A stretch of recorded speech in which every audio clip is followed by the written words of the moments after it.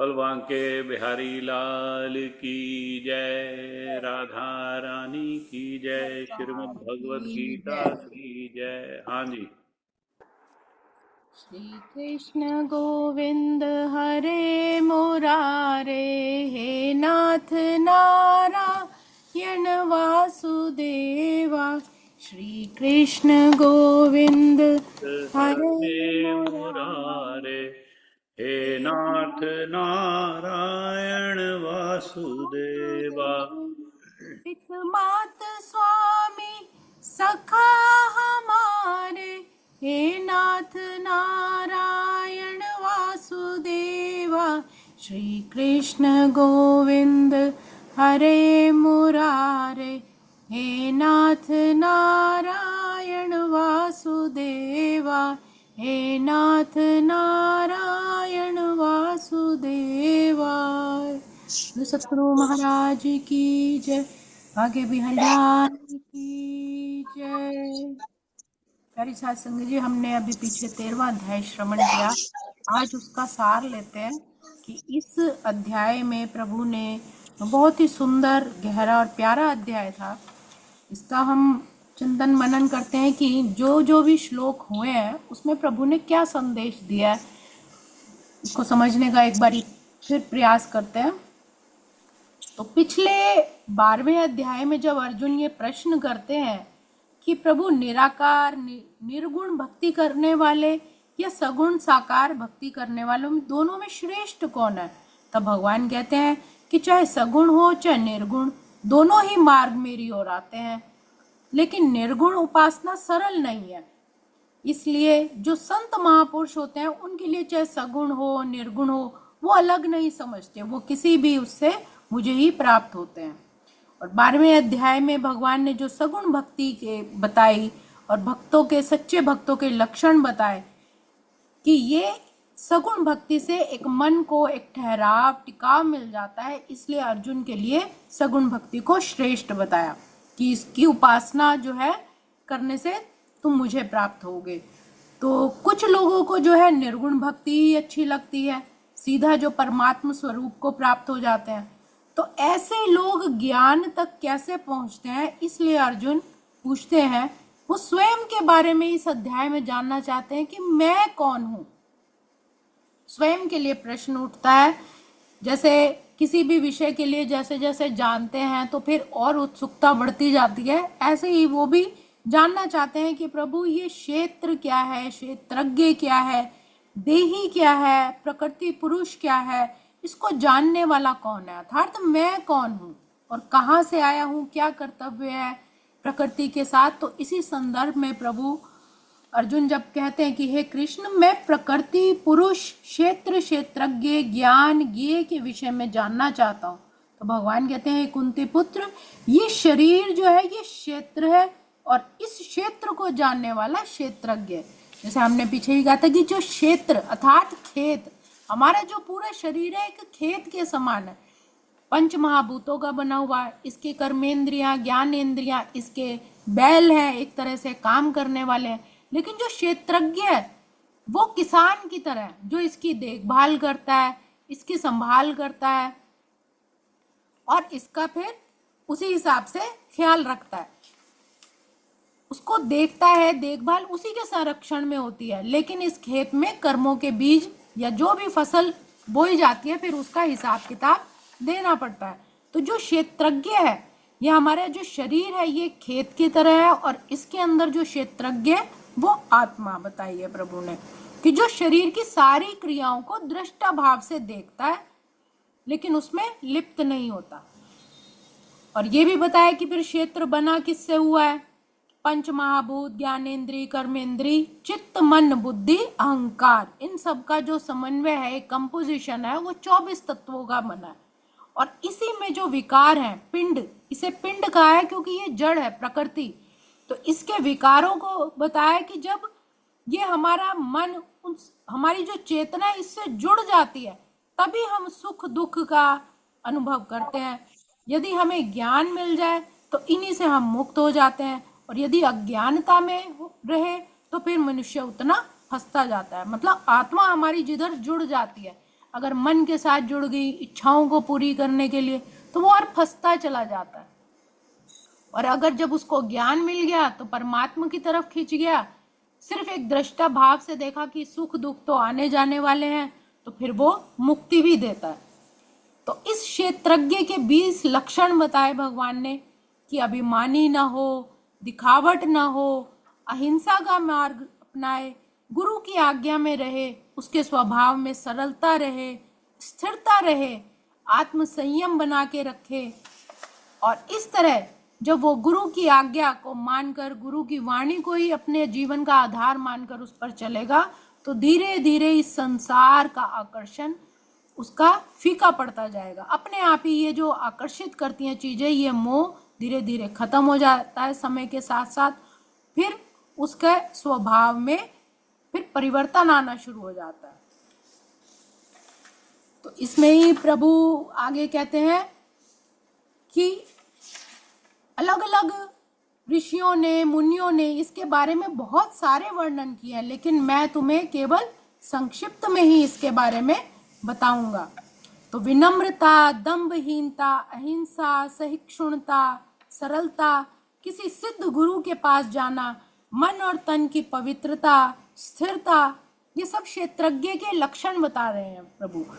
आत्म संयम, इंद्रिय तृप्ति के विषयों का परित्याग, ऐसी सभी चीजों को छोड़ देना जो इंद्रियों को सुख दे, अहंकार का अभाव, जन्म मृत्यु वृद्धावस्था तथा रोगों के दोषों की अनुभूति, इनको सिर्फ एक अनुभूति के समान लेना, वैराग्य, संतान, स्त्री, घर, जितनी भी वस्तुएं हैं उनकी ममता से मुक्ति, अच्छी और बुरी घटनाओं के प्रति समभाव रखना, मेरे प्रति निरंतर अनन्य भक्ति, एकांत स्थान में रहने की इच्छा, जन समूह से विलगाव, अर्थात बाहर की जो भी वस्तुएं, फिर उसका मन बाहर के सांसारिक चीजों में नहीं लगता, वो एकांत में रहना, शांत में रहना पसंद करता है। आत्म साक्षात्कार की महत्ता को स्वीकार करना, परम सत्य की दार्शनिक खोज, इन सब को मैं ज्ञान घोषित करता हूँ कि जो इनके बारे में जानता है वही असली ज्ञान है, और इसके अतिरिक्त जो कुछ भी है वो सब अज्ञान है। अर्थात इसके बारे में जानना समझना ही भगवान कहते हैं असली ज्ञान है। फिर कहते हैं कि अब मैं तुम्हें ज्ञेय के विषय में बतलाऊंगा जिसे जानकर तुम नित्य ब्रह्म का आस्वादन करोगे। यह ब्रह्म या आत्मा जो अनादि है और मेरे अधीन है, इस भौतिक जगत के कार्य कारण से परे है। अब इसमें प्रभु क्या आत्मा के बारे में फिर बताते हैं कि जो परमपिता परमात्मा है, एक हो गई जीवात्मा और एक हो गया परमात्मा। तो परमात्मा के संदर्भ में भगवान ये बताते हैं कि जिसको ब्रह्म भी कहा जाता है, भगवान जो है उनके सर्वत्र सभी जगह उनके हाथ, पैर, आंखें, सिर, मुंह, अनेकों कान हैं।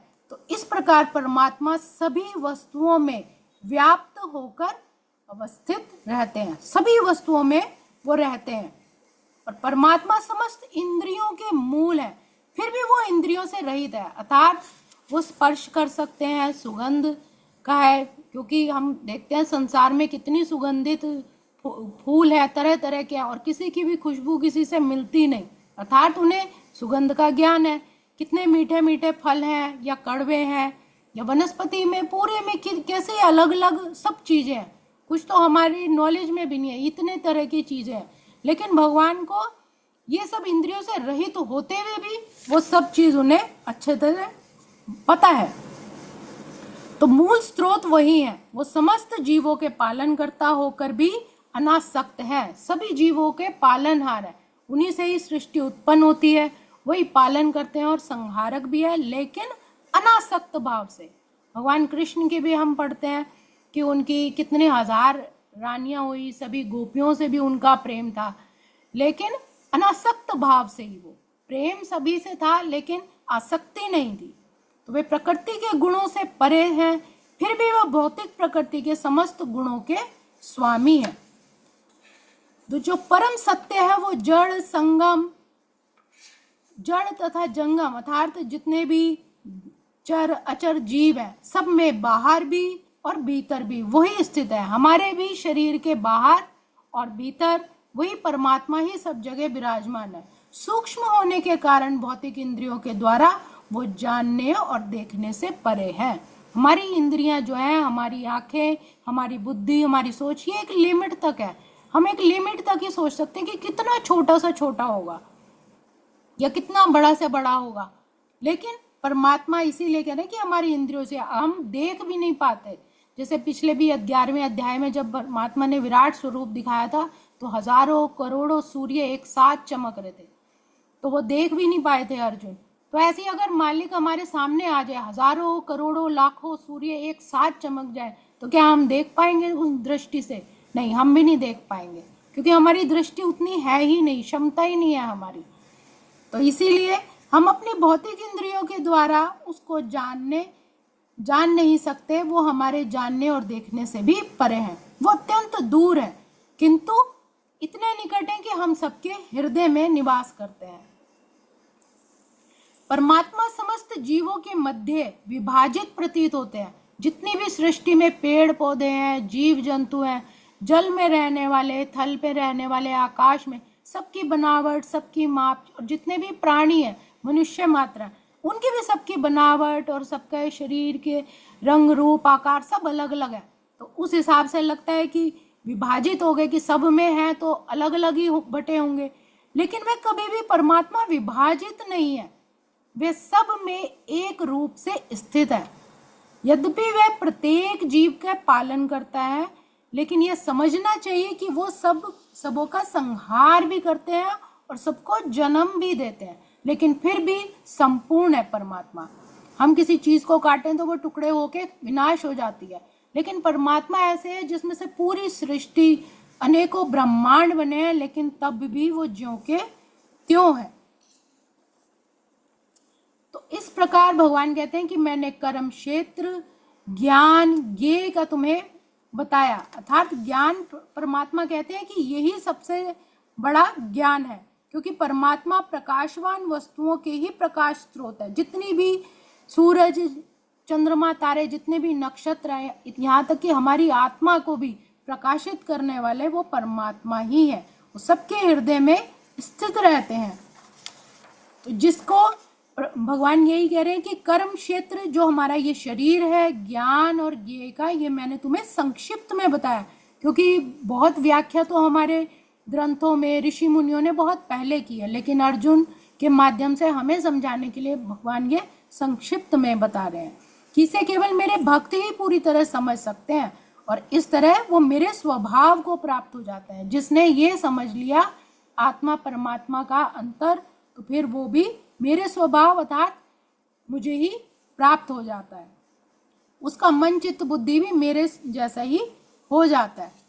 तो प्रकृति तथा जीवों को अनादि समझना चाहिए। उनके विकार और गुण प्रकृति जन्य है। अब यहाँ प्रभु कह रहे हैं कि प्रकृति जो है समस्त भौतिक कारणों, परिणामों के कारण ही होती है। मतलब प्रकृति एक तरह से नेचर आप समझे कि जितने भी गुण होते हैं, तो 84 लाख योनियां सब अलग अलग हैं। तो जीव की विभिन्न इंद्रिय सुखों से ये योनियां मिलती हैं, जो इस प्रकार इस शरीर या उस शरीर में रहने की इच्छा करता है, तब उसे विभिन्न शरीर प्राप्त होते हैं और वह विभिन्न तरह के सुख दुख को भोगता है। आत्मा लिप्त नहीं रहती, सिर्फ शरीर ही बदलता है। तो जीव को अपनी पूर्व आकांक्षा तथा कर्म के अनुसार ही परिस्थितियों के वश या तो वरदान मिलता है या फिर श्राप मिलता है। तो जीव की इच्छाओं के और कर्मों के अनुसार प्रकृति उसे विभिन्न स्थानों पर पहुंचा देती है। अंतिम समय में जो उसकी इच्छा होती है, जो उसके कर्मों में का हिसाब किताब होता है, तो परमात्मा अपने नियम के अनुसार उस व्यक्ति को उस योनि में भेज देते हैं, चाहे फिर वो सुखी वाली हो, वरदान के स्वरूप में हो या श्राप के स्वरूप में हो। तो एक प्रकार का शरीर प्राप्त हो जाने पर प्रकृति के वो वश हो जाता है। एक बार अब उसने मन में, जैसे एक संत महापुरुष भी थे, जब उन्होंने अपने जीवन में बहुत तपस्या की, लेकिन वो अंत समय में जब उनके शिष्यों ने उनको एक पेड़ के नीचे लिटा दिया, तो वो पेड़ जामुन का था, तो ऊपर उन्होंने देखा कि वो जामुन का फल लगा है, तो उनकी दृष्टि अंत समय में उसी पर ही चली गई। तो वो देखते हैं कि कितना सुंदर फल था, काश मैं इसको खा पाता। तो उसी चिंतन में ही उनके श्वास पूरे हो गए। तो फिर उन्हें उस जामुन के अंदर उस कीड़े का जन्म मिला। तो भगवान यही कहते हैं, लेकिन मुक्ति तो हुई बाद में, क्योंकि जो सिद्ध महापुरुष होते हैं उन्हें अपने पूर्व जन्म का आभास होता है, फिर वो अपनी गलतियों को सुधार के मोक्ष की तरफ बढ़ते भी हैं। तो बात वही आ जाती है कि जिस चीज का चिंतन हो, इच्छा भोग हो, तो फिर परमात्मा अगली फिर उसी हिसाब से फिर जन्म देते हैं, उसी चोले में फिर उसको जाना पड़ता है, उस शरीर में। तो इस प्रकार जीव प्रकृति के तीनों गुणों को भोग करता हुआ प्रकृति में ही जीवन बिताता है। यह उस प्रकृति के साथ उसकी संगति के कारण है। इस तरह उसे उत्तम या अधम योनियां मिलती हैं। अपने आप को जीव जिस चीज के साथ अटैच कर लेता है, फिर उसको वैसी ही संगति के कारण उसको फिर वही जन्म मिलता है, या तो उत्तम योनि मिलेगी या अधम। अब सीधी सी बात है कि हम जिस चीज का भी संग करेंगे, हमारा स्वभाव वैसा ही होता चला जाएगा, हमारी वृत्ति वैसी ही होती चली जाएगी, और वृत्ति वैसी ही होती चली जाएगी तो फिर हमारे कर्म भी वैसे होंगे। कर्म होंगे तो हमें फिर इच्छाएं पूरी करने के लिए हम बाध्य हो जाएंगे। तो भगवान कहते हैं फिर वो ऐसे बंधता चला जाता है। परमात्मा लेकिन जो आत्मा है वो इन सबसे परे है। वो साक्षी भाव से हर कर्म को देखता है, हमारे अंदर बैठा अनुमति देता है और हमारा मार्गदर्शन करता है, लेकिन स्वयं कर्ता और भोक्ता नहीं है। इस शरीर के अंदर एक जीवात्मा है जो सुख दुख का अनुभव करती है, और एक परमात्मा है जो उस आत्मा के साथ मित्र स्वरूप में रहती है और हमेशा बुरे कर्मों से हमें बचाकर अच्छे मार्ग पे लाने के लिए प्रेरित भी करती है। लेकिन हम अक्सर अपने अहम के कारण उस सूक्ष्म आवाज को सुन नहीं पाते और उसको हटाकर अपनी मनमानी इच्छाएं पूर्ति करने में लग जाते हैं। तो जो व्यक्ति प्रकृति, जीव, प्रकृति के गुणों की अंतःक्रिया को समझता है, उसकी विचारधारा को समझता है, उसे मुक्ति प्राप्ति सुनिश्चित हो जाती है। जो ये समझता है कि सिर्फ ये सब क्रियाएं मेरे शरीर, मन, बुद्धि से हो रही है, आत्मा के द्वारा नहीं, आत्मा का स्वभाव अचल, अमर, अविनाशी है, तो इस तरह के ज्ञान से उसकी मुक्ति हो जाती है। उसकी वर्तमान स्थिति फिर चाहे जैसी भी हो, फिर उसका पुनर्जन्म नहीं होता। जिसे आत्मा और परमात्मा का संबंध समझ आ गया, इस जड़ शरीर और उस परम तत्व का संबंध समझ आ जाता है किसी श्रेष्ठ गुरु के पास जाकर, तो फिर वो जन्म मरण के बंधन से मुक्त हो जाता है। फिर आगे प्रभु कहते हैं कि कुछ लोग तो परमात्मा को ध्यान के विधि द्वारा देखते हैं अपने भीतर, कुछ लोग जो है सांख्य अनुशासन के द्वारा, और कुछ लोग कर्म योग के द्वारा। लेकिन कुछ ऐसे भी होते हैं जो ना सांख्य योग, कर्म योग, हठ योग कुछ भी नहीं जानते, तो फिर वो क्या करें? तो हमारे जैसों के लिए भगवान कहते हैं कि फिर उन्हें श्रेष्ठ गुरु की शरण में जाना चाहिए, उनकी वाणी का अनुसरण करना चाहिए। वो क्या कहते हैं उस बात को ध्यान से सुनकर, श्रवण करके अपने मन में धारण करना चाहिए। अगर वो उस पथ पर भी चलेंगे तब वो जन्म मृत्यु को पार कर जाएंगे। तो जो परमात्मा को समस्त शरीरों में आत्मा के साथ देखता है, और जो ये समझता है कि इस नश्वर शरीर के भीतर ना तो आत्मा है ना परमात्मा है, कभी भी विनष्ट होता है, वही वास्तव में देखता है। यह पश्यति सपश्यति, यहाँ पर कहने का भाव है कि सभी जीवों में जो उस परमात्मा को देख लेता है, किसी से फिर वो घृणा नहीं करता, सबके साथ उसके मन में प्रेम और करुणा का जो भाव आ जाता है, सब में परमात्मा को ही देखता है, फिर उसको ही वास्तव में देखना आ गया। उसकी मतलब दृष्टि में फिर द्वैतता नहीं रहती कि ये स्त्री है, पुरुष है, ये जीव है, ये कौन सा है। जो मेरे अंदर परमात्मा है वही सामने वाले के अंदर भी वही आत्मा है। जिसको ऐसे देखना आ गया, भगवान कहते हैं वही वास्तव में देखना जानता है। और फिर वो अपने कभी भी कुकर्म में फिर अपने आप को नीचे नहीं गिराता, अपने आप को भ्रष्ट नहीं करता, और फिर अपने अध्यात्म मार्ग में आगे बढ़ता है। जो यह देखता है कि सारे कार्य शरीर द्वारा संपन्न किए जा रहे हैं उत्पत्ति प्रकृति से हुई, और जो देखता है कि आत्मा कुछ नहीं करता वही यथार्थ में देखता है, उसको ही देखना आ गया।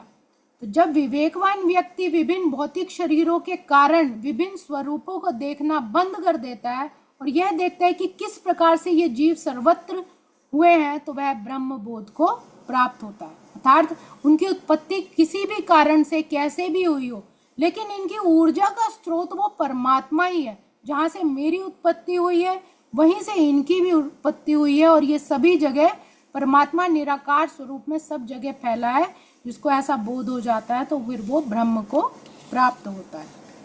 अब भगवान ये कहते हैं कि जिस प्रकार सूर्य अकेले इस सारे ब्रह्मांड को प्रकाशित करता है, उसी प्रकार शरीर के भीतर स्थित एक आत्मा भी पूरे शरीर को चेतना से प्रकाशित करता है। जैसे आकाश सर्वव्यापी है, वो किसी के साथ लिप्त नहीं होता।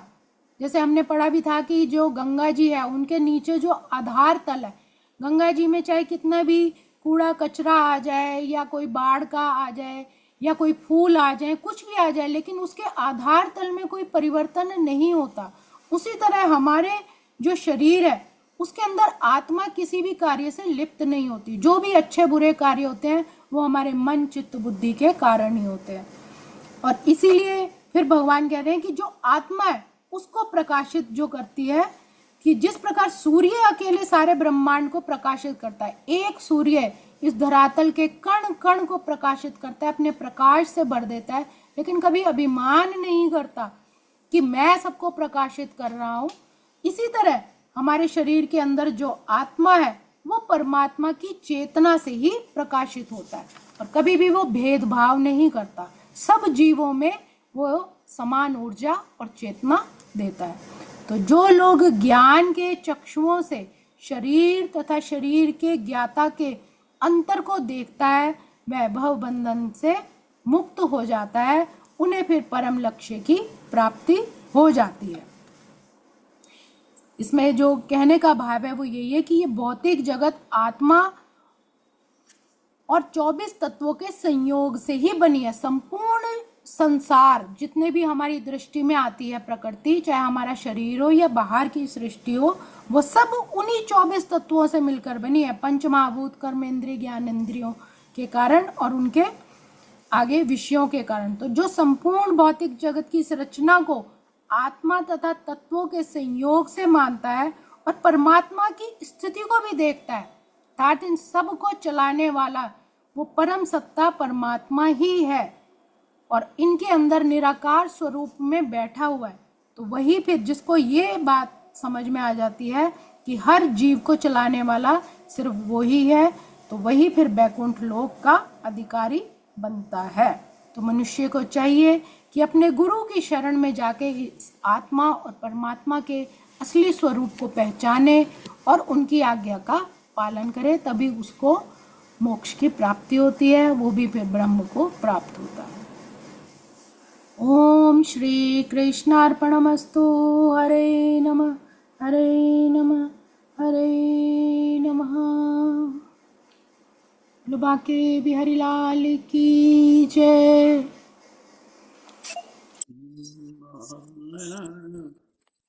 थैंक यू संगीता जी, बहुत सुंदर। नारायण नारायण नारायण स्वामी नारायण नारायण नारायण, भव से तारायण तारायण तारायण, स्वामी नारायण नारायण नारायण। आके बिहारी लाल की जय। श्रीमद् भगवद गीता की जय। मेरे सतगुरु महाराज की जय। वाह जी वाह, बहुत सुंदर। धन्यवाद, कोटि कोटि धन्यवाद। बड़े गहराई वाले श्लोक आप बड़े इजीली कोशिश करते हैं समझाने की, फिर भी पूरी समय लगना थोड़ा थोड़ा टाइम लगेगा। धन्यवाद है आपका, भगवान कृष्ण का, अर्जुन जी का, श्रीमद् भगवद गीता का और हमारी बहन संगीता का भी धन्यवाद। फिर